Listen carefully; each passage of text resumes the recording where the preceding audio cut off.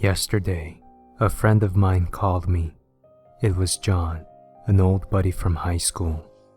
I hadn't spoken with him for years, and we started to reminisce about all the crap we pulled in high school. A few days later, I decided to call him back and see if we could get together, maybe go fishing or something. We talked on the phone for a while, and I said to him, "Hey, maybe we should get together sometime." He said that was a bad idea, but then he agreed. I asked him for an address, copied it down, and told him I'd see him in the morning. The next morning, I arrived at the place he said he lived at. There was nothing but rubble there. It looked like there had been a fire there years ago, but nothing got cleaned up, and the plants never regrew. In the middle of the rubble, I found an old rotary-style telephone on the floor, not connected to anything. Hurriedly, I pulled out my cell phone and called his number. The telephone on the floor rang. Once, twice, a third time. I dropped my cell phone in shock and knelt to grab the rotary telephone. A voice, drenched in distortion and hiss, said, "I told you this was a bad idea." A tall, thin man steals up the knoll in the center of the cemetery, his eyes darting from side to side. At the top, he slowly spins around, squinting into the dark.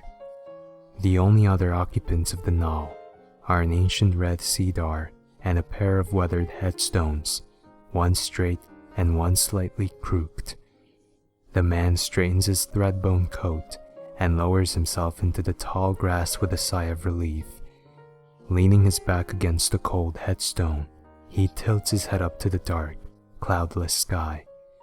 The stars are fading fast as night cedes its time to day. I finally made it, he thinks, plucking a blade of grass. He rolls it between his fingers as a smile tugs at his mouth. From behind the cedar, a second man, the mirror image of the first, leans out and observes him through narrowed eyes. Doesn't he look like the cat that got the cream? He thinks. He allows the first man to enjoy a contented moment before stepping from behind the tree with a smile. Straightening his ragged coat, he saunters over and plunks down cross-legged next to him. The first man stiffens, his smile slipping into a frown, plucking a thick stalk of grass. The second man sticks it between his teeth and leans back onto the neighboring headstone. "Evening, brother," he says around the stem. "Looks to be another beauty of a sunrise, don't it?" I'll just ignore him, thinks the first man as he continues to stare straight ahead. The second man watches him from the side of his eye. "Ignoring me, eh?" He turns to look at the first man and cocks his head, his eyes sparkling. He slowly draws the stalk from his teeth. His smile expands to a Cheshire cat grin as he carefully takes aim and says, "How many people are dead in a cemetery?" The question hits its mark. The first man jerks and grimaces. Still refusing to look at the second man, he raises his face to the brightening sky, willing the sun to rise faster. I'll wait him out. The sky lightens another shade before he murmurs, "You never tire of that joke, do you?" The second man raises his eyebrows. "Trying to wait me out? Two can play at that game," he thinks. He waits in silence, still grinning and twirling the grass stem between his fingers. The first man still stares straight ahead, his back rigid and his lips pulled into a thin line. The sun continues its deliberate ascent, painting the sky pink. The second man leans in. The grass stem twirls faster. Almost there, he thinks. The first man clenches his jaw. A muscle twitches in his temple. Almost there, he thinks. Twirl, twirl, twitch, twitch. Suddenly, a lone bird stirs and cuts the thick silence with a shrill whistle. The first man starts, glancing at the second man. The second man sinks back against the crooked headstone with a smirk and puts the grass stem back between his teeth. His shoulders slumping, the first man sighs, closes his eyes, and thinks, "I almost made it." He leans back against the straight headstone, and without opening his eyes, he whispers, "All of them." A ray of sunlight breaks over the horizon, illuminating the knoll. Its only occupants are an ancient red cedar and twin marble headstones that time and weather have made anonymous. More birds awaken and join together in a morning chorus as the fading echoes of laughter drift through the tall grass.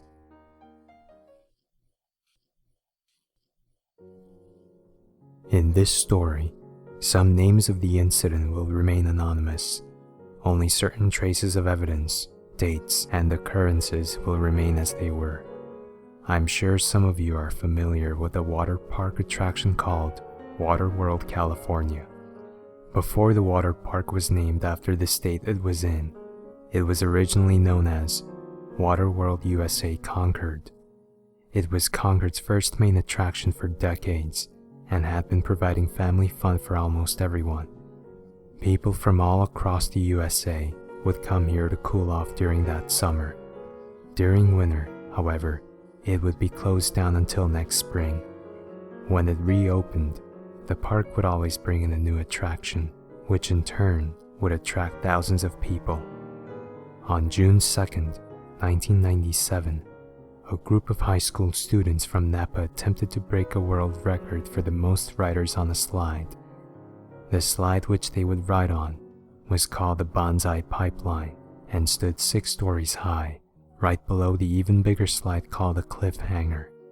About 33 students marched up the wooden tower, pushing and shoving through the tiny vessel, ignoring every liability and instruction made by the lifeguard on duty.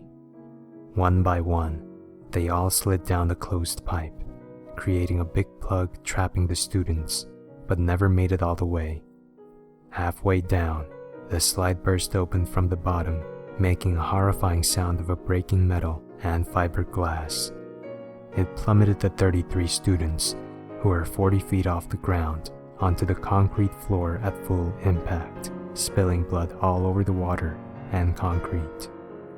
All of the students got broken bones and severe injuries, except for one student, a 17-year-old girl who was the last to go on the Bonsai Pipeline.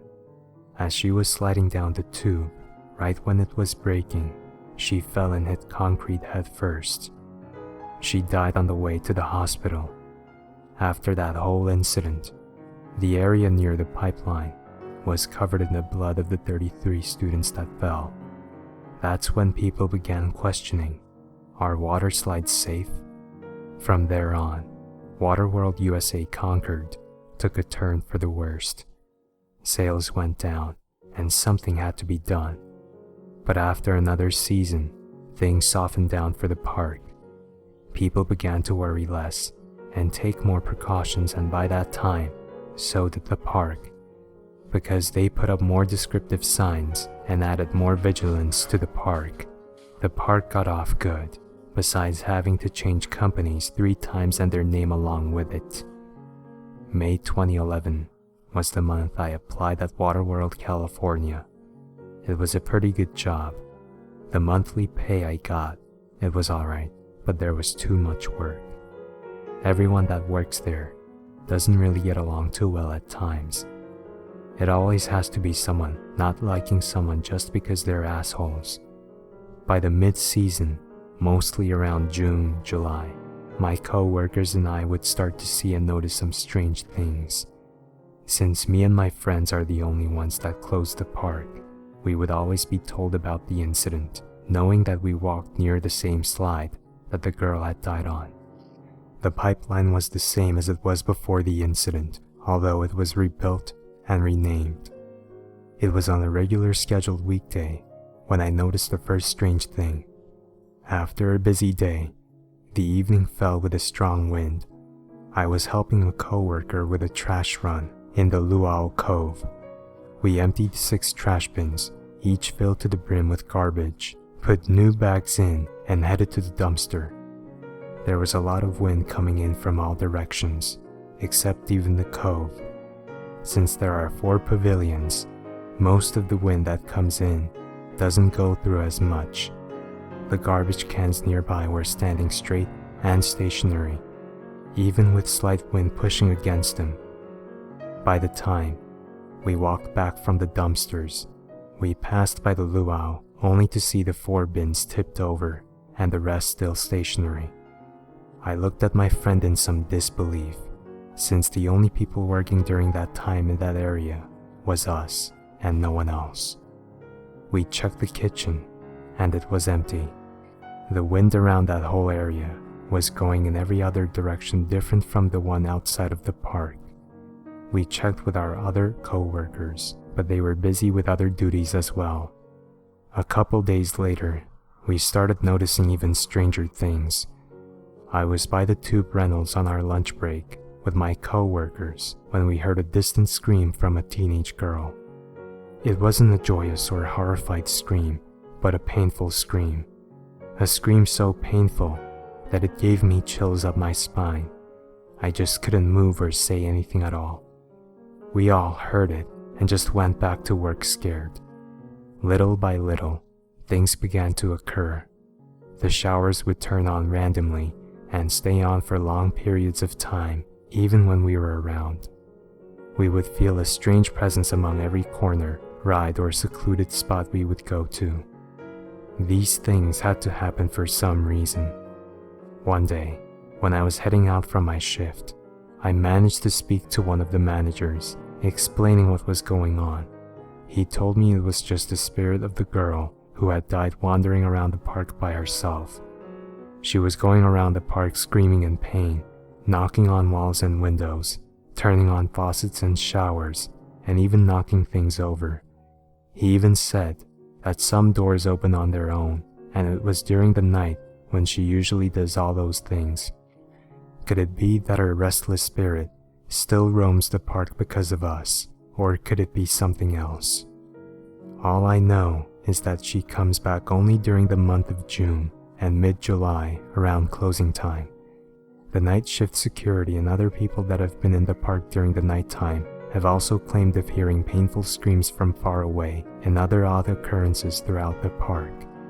The very same painful screams and occurrences still haunt the park to this very day.